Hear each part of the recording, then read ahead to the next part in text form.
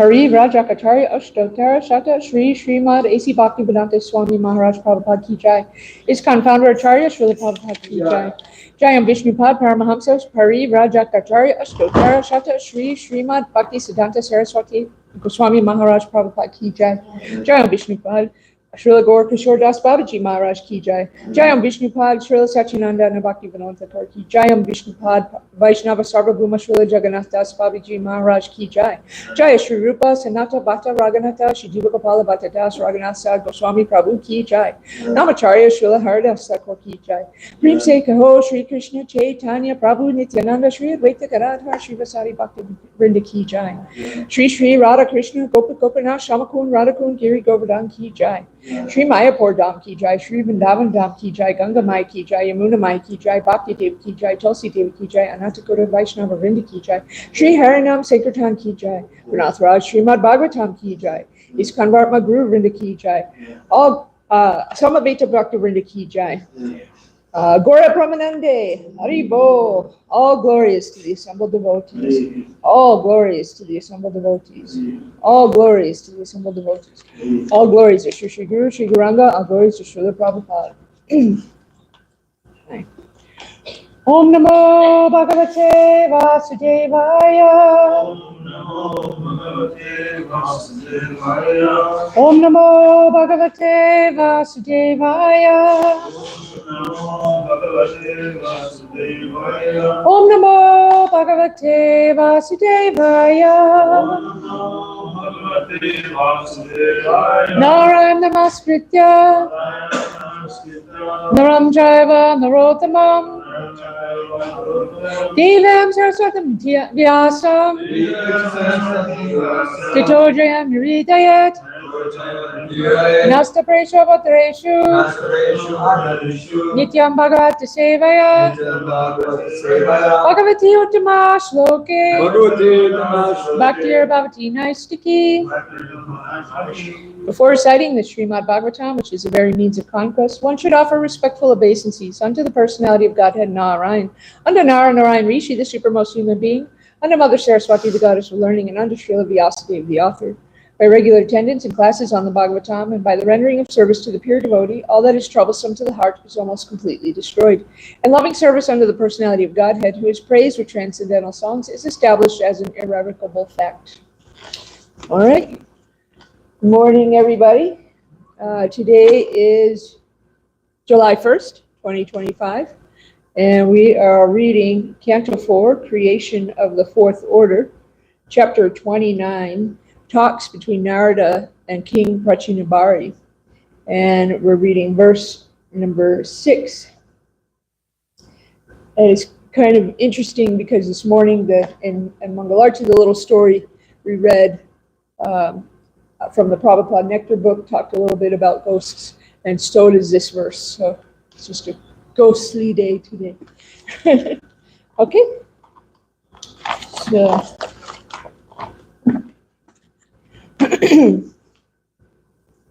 Sakaya Indriya Ganam Jnanam Karma Chayakritam Sakyastad Vrityaya Prana Pancha Vrittir Yatoraga Sakaya Indriya Ganam Jnanam Karma Chayakritam Sakyastad Vrityaya Prana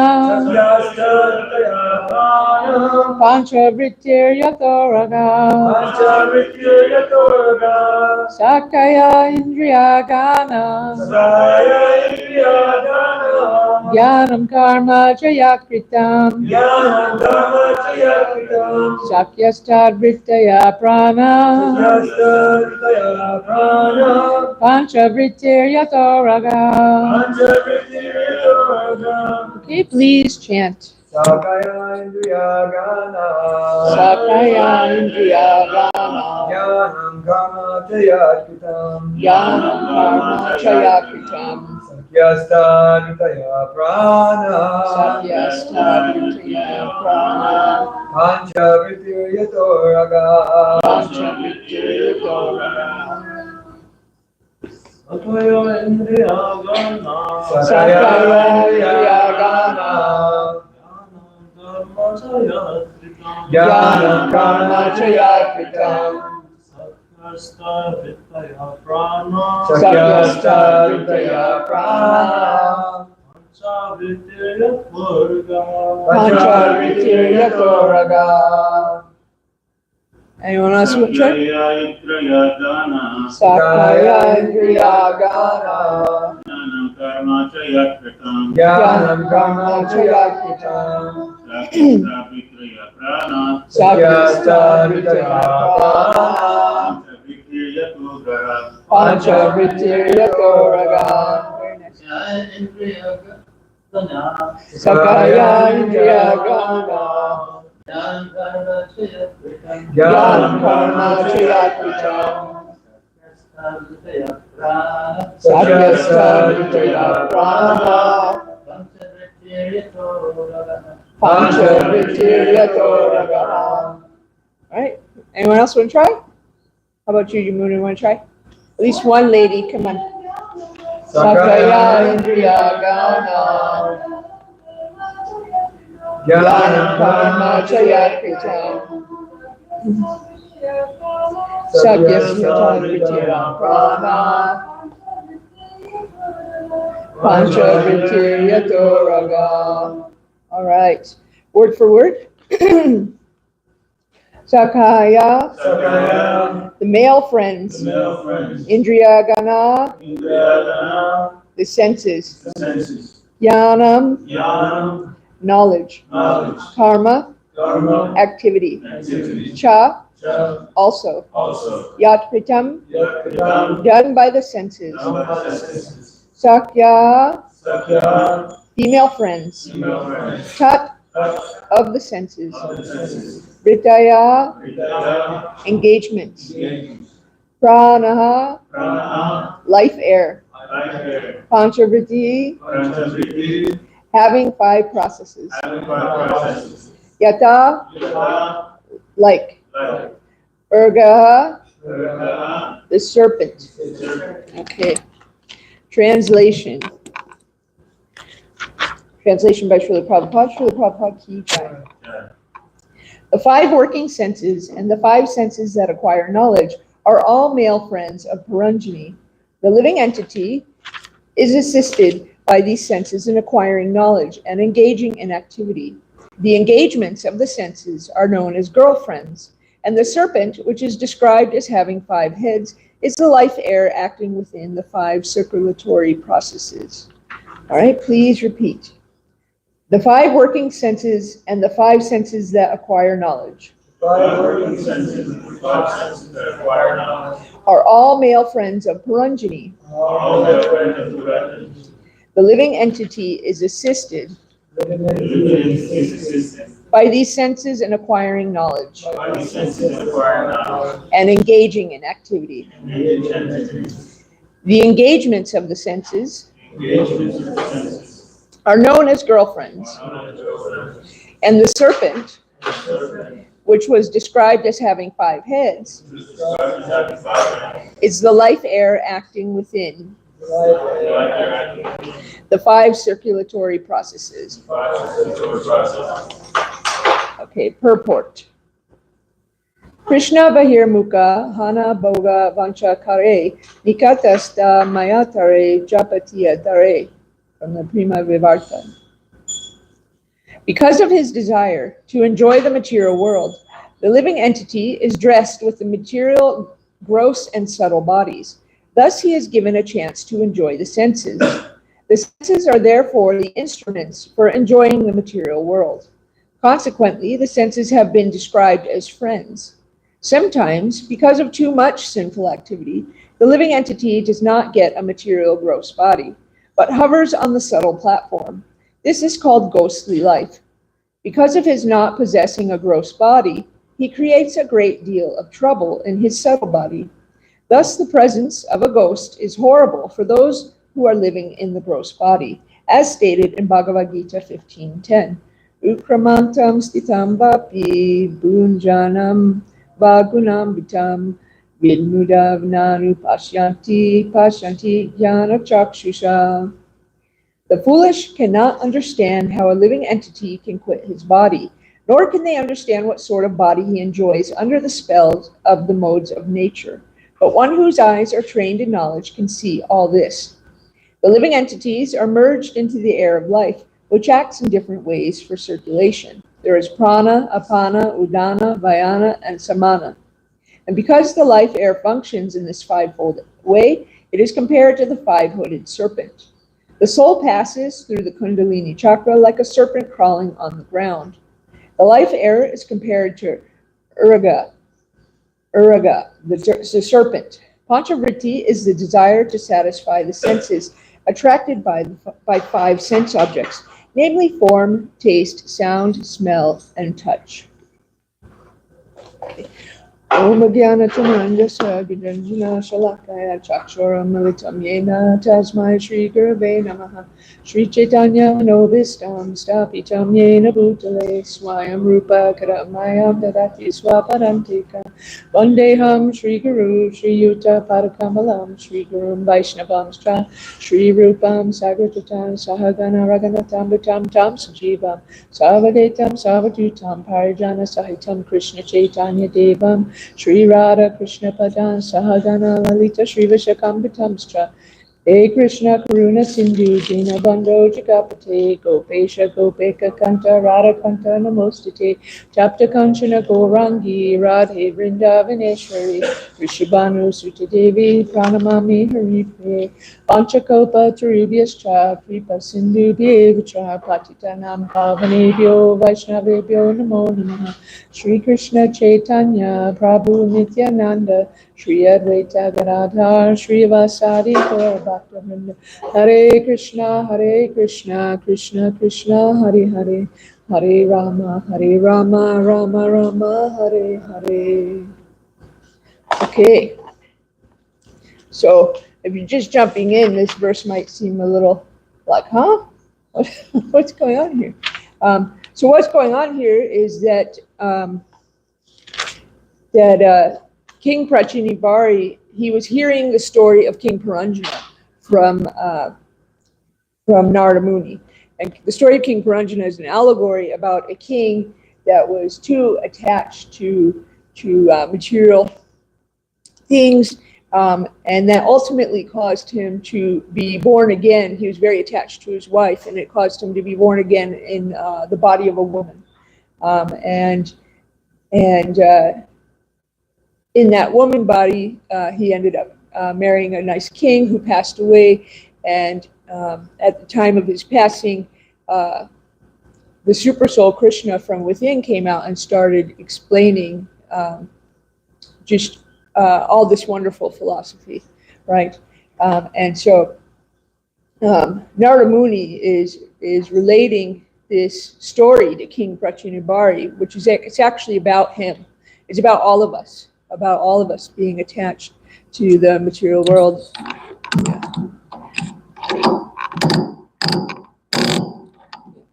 And so it is this attachment that keeps us coming back. And so Narada Muni is re-explaining this to King Prachinibari. And so right now in this verse, he's talking about the senses and how it says these five working senses that acquire knowledge are all male friends of Paranjani. And so Paranjani is also the intelligence, right? And so just like everyone, we're using the five senses are acquiring knowledge about the world so that you can enjoy, right? We're seeing things, we're hearing things, we're tasting things, we're feeling things. And so these working senses are called male friends of the intelligence, right? And then the objects of engagement, such as, I'm smelling these beautiful flowers, and that's giving me enjoyment. Those are likened to girlfriends of those male friends, right? And so this is what we're talking about right now, is just the senses. So the desire to satisfy our senses is why we're here in this material world.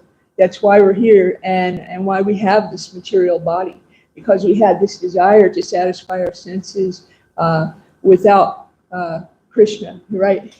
So we got this material body because Krishna wants to give us what we want. He said, okay, you want a chance to enjoy without me? Okay, and he made this material world for us to do that. The problem with that is that if we're unable to satisfy our desires, or even just the desires themselves, they actually can bewilder us, right? So in the Bhagavad Gita, Krishna says that lust unfulfilled becomes anger, which ultimately then becomes bewilderment, right? And we end up becoming more and more degraded because we're not able to satisfy our desires in the way that we wish that we could. And ultimately, when we try to satisfy our desires, because we're trying to satisfy our desires by so many different temporary things, it's just not satisfying, right?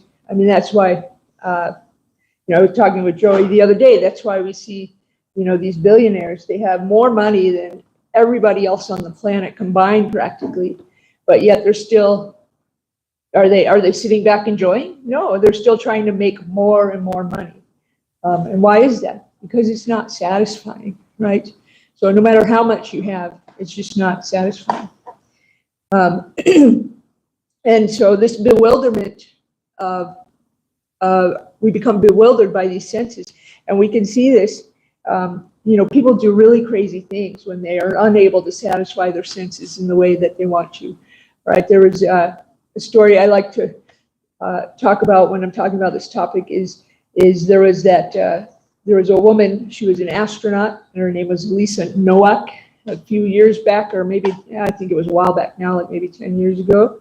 And she was involved with her coworker, and she found out he was involved with another woman. And she became so upset by this, so jealous, that she drove across country to go and confront this woman and, assault her. And she didn't want to stop on the way, so she actually wore diapers, so she didn't have to stop to go to the bathroom. She drove all the way across the country. She had I think she had rope in her car and bear spray and all this stuff. And then she went and confronted the other woman, and she ultimately, she got arrested.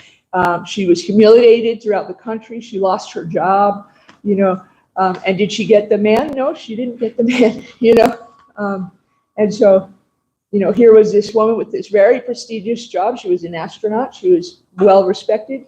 And then because she was unable to satisfy her senses in the way that she wanted to, she totally just ruined her whole life and was humiliated, and so now she's no longer an astronaut, all because she had become bewildered by her senses.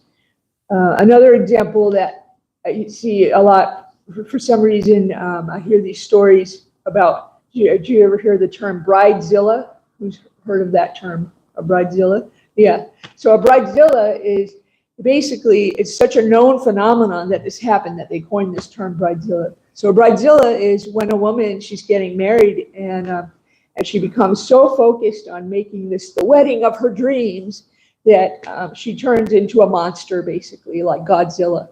And she's, telling, her friends to do outrageous things, and her friends have to, I've heard of ones where her friends have to get plastic surgery if they want to be in the wedding, just terrible things. And in so many cases, this ends up destroying their friendships and sometimes even their relationship, their marriages before it even starts, right? Because they're so focused on satisfying their senses that they're completely crazy, right? They're not even, they're losing sight of what their whole marriage should be about anyway, which is loving their husband, right? So even our intelligence, right? Sometimes people say, well, use your intelligence, but even our intelligence can be led astray. We have scientists and engineers that spend most of their time trying to figure out how to further our material enjoyment in one way or another. And a lot of times this ends up, they'll think, oh, we need more time, so let's, figure out a way we can cook food faster, let's make this microwave, but then it comes with so many other problems. So some real good examples of that is DDT. Does anybody remember what DDT is? So it was a pesticide. Yeah. So that was a pesticide that was used, and it was, claimed as a miracle a miracle pesticide. And so they were spraying it on everything, but it turns out it was killing like so many of the animals, like our bald eagles, killing so many animals, and it was causing serious health problems for us as humans. And so, yeah, we're trying to fix the problem of having so many insects bothering us so we could enjoy insect-free, but now we've created so many other problems. Another example is plastic, right? Plastic is used in pretty much everything nowadays. And at the time that it was invented, it was a miracle, right? It was durable, it was reusable, it solved so many problems. We could store things in it, we could use it for medical things. But now what's the problem we have, right? There's microplastics everywhere. And a recent study suggested that people who have dementia, they're finding have actually higher concentrations of microplastics in their brain than people that don't, right? So that's something that recently just came out, and they're surprised. That means we all have microplastics in our brains, right? So these plastics are everywhere. They're causing so many problems, and antibiotics, right? Antibiotics, we're trying to, cure these diseases. But now we have the rise of the superbug, right? Diseases that can't be killed with antibiotics at all. It's becoming very dangerous. Or industrial farming, right? Industrial farming was a marvel, right? We're feeding so many people. We're getting rid of famine, although there's still famine. But now what's happening is there's a lack of biodiversity, and so if one bug hits, we're planting all the same exact kind of crop of corn, and if some blight affects that corn, then all of the corn, there is no variety anymore, right? All of the corn is gone, and that's creating another famine. But even if that doesn't happen, the nutritional value of our food has gone down drastically in the last 50 years, right? Because the soil is just not able to handle this. So these are all these problems that we keep trying to fix because we want to enjoy a little more, right? But then something always goes wrong, it doesn't work. And the reason for that is because, gratifying our senses, it's not working out for us. This is what animals do. Animals gratify their senses as well, right? So what makes us different from the animals? Does anyone have a guess? We can inquire about the absolute. Yeah, we can inquire about the absolute, right? Yeah, and so for most of human history, the scientists are trying to figure out what is it that makes us different, right? They thought maybe it's because we're bipedal, because we have language, because we build houses, because we have art, but all of those things can be found in the animal world. But what makes us different is that we can ask questions. We can turn towards Krishna, right? And also we have the ability to control our senses too, right? If a dog sometimes can be trained to control their senses, but generally, they don't control their senses, right? They see a nice lady dog they want to have relations with, they go ahead and do it, right? They don't sit and think, oh, what if we have kids and I'm too young for that, or I can't afford dog training school for my puppies, so I better, they don't think about that, right? So that's what makes us different, is our ability to ask questions and to turn towards Krishna. So Srila Prabhupada talks about ghosts in this purport, and he talks about ghostly bodies. So has anybody that doesn't live here know why would a ghost body be so terrible? Do you guys know? What would be so terrible about having a ghost body? Anybody? It's not being able to connect. Not being able to connect? You can't You see all those things and you hear all those things in the spirit realm, but you're just floating about, but you can never be a part of. Yeah, yeah, exactly. Yeah, you have, and that's the problem is, yeah, you have all those desires, you want to connect, you want to participate, but you can't because you don't have the body, you can't enjoy. Yeah, Todd. Ghost body be synonymous with poltergeist. Yeah, I mean, I think that's a type of ghost, yeah, I mean, But poltergeist would probably be something that was more attached to the material. I don't know specifically about like the different kinds, but I mean, there's all kinds of different entities and things, so, but yeah. I read what Prabhupada said, the question about the ghost. He said that they don't enter the body, they catch the body. Oh, I have no idea what that means, but I've read that recently, and I'm like, what's Prabhupada mean by that? He said, no, they don't, he was speaking in a conversation with his brother. He said, no, they don't go in the body, they catch them. all right, interesting. Yeah. Yeah, and so you want to enjoy when you have a ghost body, but you just don't have a way to do it, right? And so many, so much mischief, as he says, is caused, right? Is that what he said? A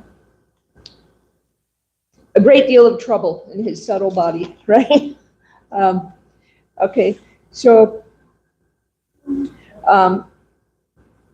yeah, and this is why we have, stories of people becoming possessed or hauntings and stuff like that, because that ghostly entity is still trying to enjoy in some way, right? So if they don't have a body, oh, but let me borrow yours. Now I can try to enjoy a They little get bit. that anger. Yeah, Lust, anger, they get so angry, frustrated. yeah. It's very It's frustrating. very natural, actually. That anger. Yeah, Fulfill your desires. exactly. Yeah, that's what Krishna says in the Bhagavad Gita, that lust unfulfilled becomes anger, right? And then ultimately bewilderment of memory, and then you fall back down, right? And so, yeah, that's why we hear these stories about possession and hunting, and ghosts are often very attached still to material things, often to their family. And so there's so many stories of a ghost trying to be born in a family again, in the same family again. So if you, there's a lot of stories where people can remember just a little bit of their past lives. Usually it's small children. If you hear these stories from small children, a lot of times they'll say things to their parents like, oh, do you remember, before when I was big and you were little, right? Because they were born in the same family. Maybe they were their mother's grandfather or something, and then they came back as their child. And so there's a lot of stories like that. So Srila Prabhupada says here, this is from the 4th canto, from a purport. It says, in the Bhagavad Gita 9:25, it is said, those who are interested in family, and it said, Pityun Yanti Pritir Vrata, those who are interested in family welfare are called Pitir Vrata. There is a planet called Pitaloka, and the predominating deity of that planet is called Aryama. He is somewhat of a demigod, and by satisfying him, one can help ghostly family members develop a gross body. Those who are very sinful and attached to their family, house, village, or country do not receive a gross body made of material elements, but remain in a subtle body, composed of mind, ego, and intelligence. Those who live in such subtle bodies are called ghosts. This ghostly position is very painful because a ghost has intelligence, mind, and ego, and wants to enjoy material life. But because he does not have a gross material body, he can only create disturbances for want of material satisfaction. And it is the duty of family members, especially the son, to offer oblations to the demigod Aryama, or Lord Vishnu. From time immemorial in India, the son of a dead man goes to Gaya, and at a Vishnu temple there he offers oblations for the benefit of his ghostly father. It is not that everyone's father becomes a ghost. But the oblations of Pinda are offered to the lotus feet of the Lord Vishnu, so that if a family member happens to become a ghost, he will be favored with a gross body. However, if one is habituated to taking the prasad of Lord Vishnu, there is no chance of his becoming a ghost or anything lower than a human being. In Vedic civilization, there is a performance called Shraddha, by which food is offered with faith and devotion. If one offers oblations with faith and devotion, either to the lotus feet of the Lord, Vishnu, or his representative in Pritaloka, one's forefathers will attain material bodies to enjoy whatever material enjoyment is due them. In other words, they do not have to become ghosts. So that's good news. So that means all of us are not going to become ghosts, right? Because we all eat prasadam. We're going to eat prasadam right after this. So, Krishna, he wants to give us what we want. In the Bhagavad Gita, he says, those who worship the demigods will take birth among the demigods. Those who worship the ancestors go to the ancestors. And those who worship ghosts and spirits will take birth among such beings. And those who worship me will live with me. Right? So the highest destination, the topmost destination is Krishna Loka. Once we go there to Krishna Loka, we never come back from there. So all those other destinations are temporary. Yeah. So one thing that is very clear is that we're not our bodies, right? We teach that all the time. We're not our bodies. But that also means we're not our gross bodies, but we're also not our subtle bodies, right? If we were to become a ghost, that's your subtle body. We're also not our intelligence. The Bhagavad Gita kind of gives a little hierarchy of how these things work, right? So, in chapter 3, verse 42 says, the working senses are superior to dull matter. The mind is higher than the senses. Intelligence is still higher than the mind. And the soul is even higher than the intelligence. And that's what we are, right? We are the soul, right? And then all those other things, that's not us. They're just part of our material being, right? And so we need to use our intelligence, though, to solve the most pressing problem that we have. And so our most pressing problem isn't climate change, it's not politics, it's not people that are being oppressed. These are just symptoms of the disease. And that disease is birth, old age, and death, right? Birth, old age, disease, and death. That is what the disease is. That's the problem that we should be solving, because all those other things, they're just symptoms of that disease, right? And the majority of those things can actually be fixed by changing our consciousness. If we're able to change the consciousness of everyone in the world, then naturally these, the political situation will be much more harmonious. Climate change will be addressed naturally because people will take more care for the environment, right? People being oppressed would naturally not happen because everyone would know that this person's part and parcel of Krishna, right? Just like me. And so I think sometimes people get so focused on changing all these other things, but really what's the change that they're affecting? It's not very much, right? We're still fighting for the same kinds of things that we were fighting for, 100 years ago, 200 years ago, 300 years ago. The same problems keep recurring. They never actually get fixed, right? There might be some temporary improvement. That's because we're not changing the consciousness, right? That consciousness is still there of I'm the enjoyer. I'm trying to focus on enjoying my senses. And it's actually Krishna who is the enjoyer, right? And we should be trying to satisfy the senses of Krishna. And then naturally our own senses will become satisfied. So we want to use our intelligence not to solve those problems, not to solve, the problems of inventing things like plastic or whatever, but to solve the problem of birth, old age, disease, and death. And we want to use our intelligence to understand our true position and to overcome our conditioning. Because people are slaves to their senses, right? People do so many things that they, sometimes don't want to do because they want to satisfy their senses in some way. And so we want to use our intelligence to overcome this. And yeah, the reason that people are slaves to their senses is because they're never satisfied.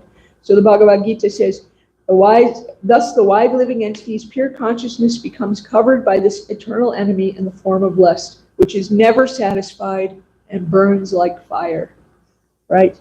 I mean, who's experienced this here? Like, I've definitely experienced this, where, I think, if I had some new dresses or if I had this, then I'll be happy, right? And I get that, I get it. And then maybe I'm happy for some time, but eventually that wears off. And you're kind of thinking, okay, well, what can I get next, right? And this is why people end up with so many addictions, right? Why people have shopping addictions. Like, they just keep buying things, and sometimes they don't even use them, right? And the things just pile up. I mean, I've seen in people's houses, they get boxes and they never even open them, right? They're just buying them, and then they never open the box because it's just this compulsion. What can I enjoy next, right? Yeah. And so what do we do about that? So in the first canto, it is said, the supreme occupation for all humanity is that by which man can attain to loving devotional service under the transcendent Lord. Such devotional service must be unmotivated and uninterrupted to completely satisfy the self. So that's how we become completely satisfied, doing devotional service for the Lord. Because this is all those other things that we're trying to satisfy ourselves with, those are temporary things. And therefore the enjoyment of them is also temporary. It wears off. I don't know if there was a game that was out a few years ago, or maybe it's still out, I don't know, it was called The Sims.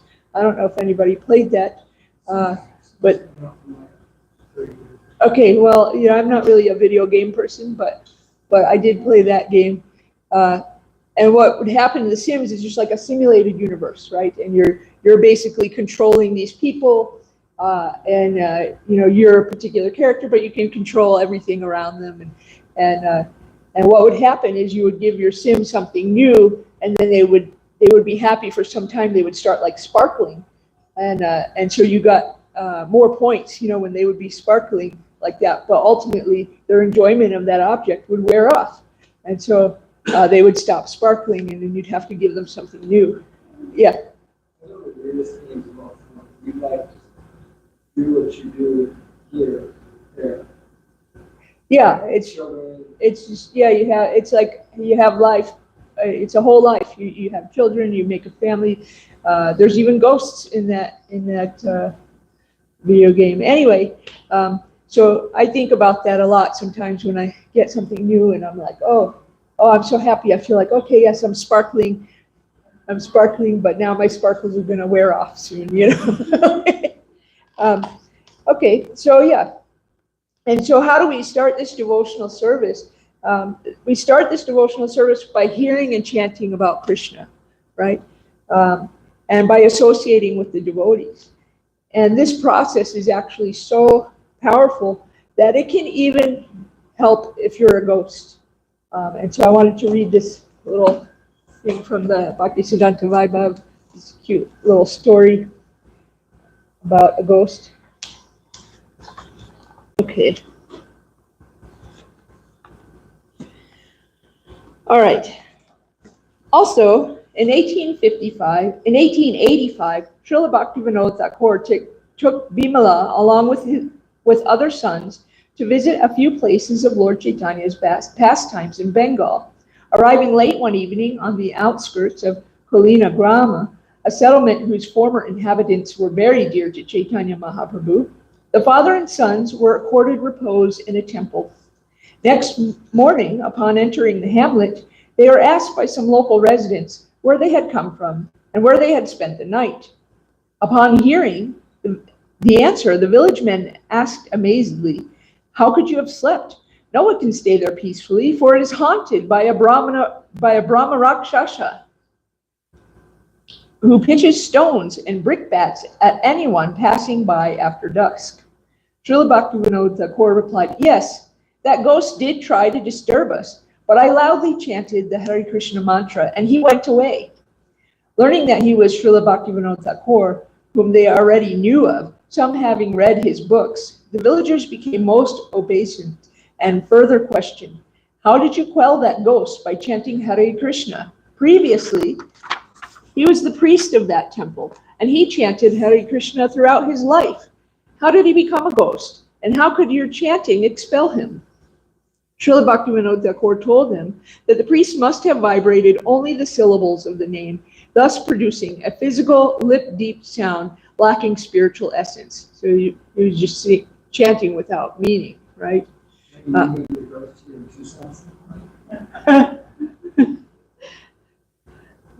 You saying we're chanting without meaning? Oh, you are? You're going to be a ghost here? All right. Well, then we know what to do now. So if that happens, we know what to do. When Bhaktivinoda asked about his character, they replied, "He was not good.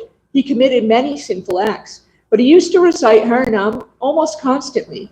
Srila Bhaktivinoda Thakur further explained why the priest could not have been truly chanting. Sinful people, with the intention of acquiring wealth and reputation, make a show of kirtan, but that is merely cheating. As stated in Srila Jagannatha Pandit's Prima Vrivarta, "Asaru sange bai Krishna nama nahi hai, namaskara bahirai bate nama kabunaya." Those not in the association of authentic devotees cannot actually utter the holy names.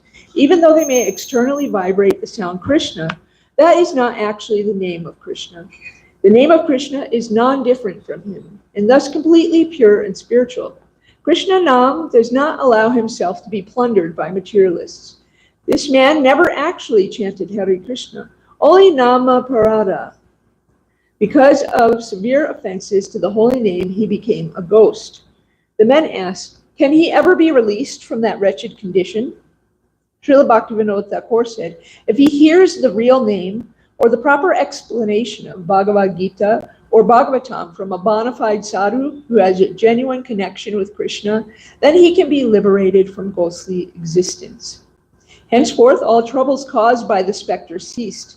The villagers then realized that Srila Bhaktivinoda Thakur was himself that caliber of exalted sadhu whose pure kirtan had the power not only to exorcise unyielding ghosts, but to deliver the entire universe from the maelstrom of material life. So, Jai. So now if you do become a ghost, we know what to do. We'll just get the most purified sadhu we can find, and he will chant to you. All right. All right. We don't think it's going to happen. All right. And so the whole purport of this class is, even though we're trying to enjoy our senses in so many ways, if we try to satisfy Krishna's senses instead of ours, actually our senses also become satisfied, and that's not a temporary satisfaction. That's an eternal satisfaction that we have, right? And it's ever increasing, and so we want to focus on what's eternal and not temporary, and that's serving Krishna and doing this service.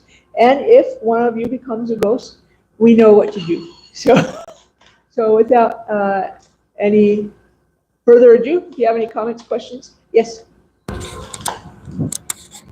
You were talking about the natural resources and polluting the earth, the plastics and stuff.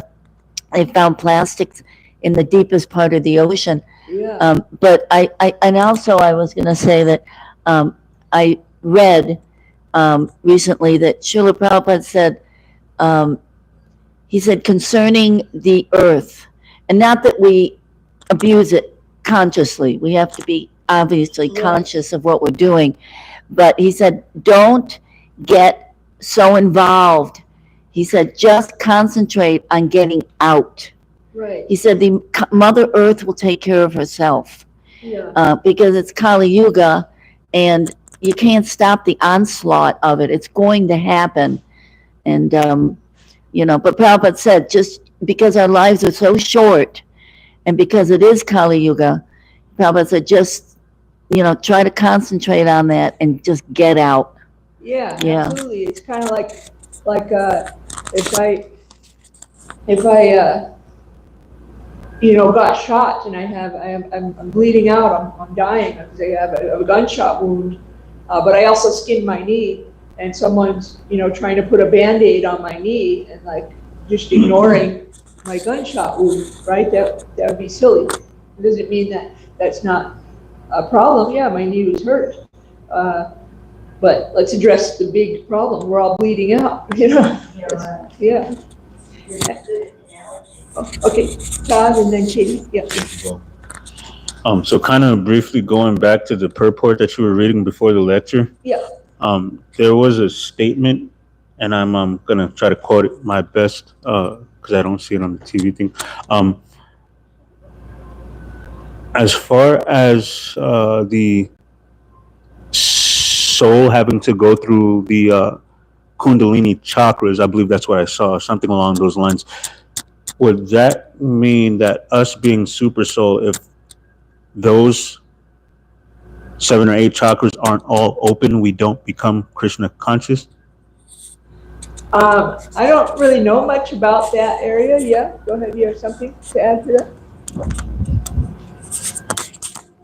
Prabhupada's speaking about the process of mystic yoga, which is not synonymous with bhakti. Krishna explains in the 8th chapter of Bhagavad Gita that there's a process for this, leaving the body at the right time of the day, in the right state of mind, going to a certain planet. But then he says the devotees don't concern themselves with that because the devotees are delivered by Krishna.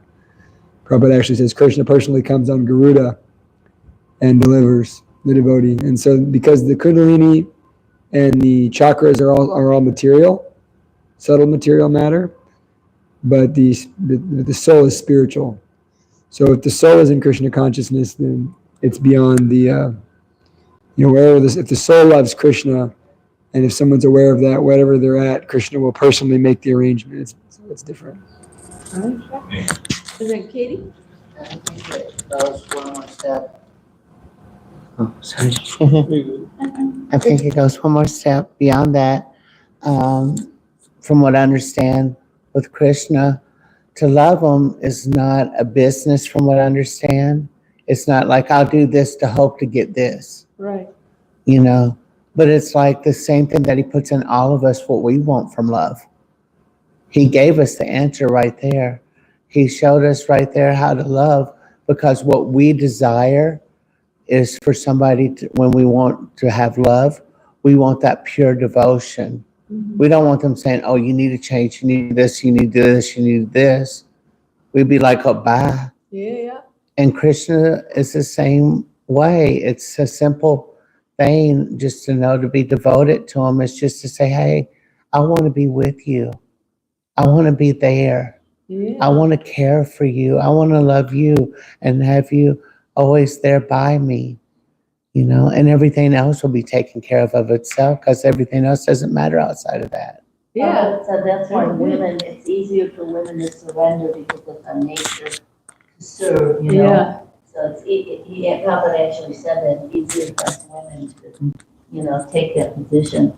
Even though men, it's also their position, but they've got this, we're conditioned in society to think men are, the provider, the control. It's a little more difficult, I think.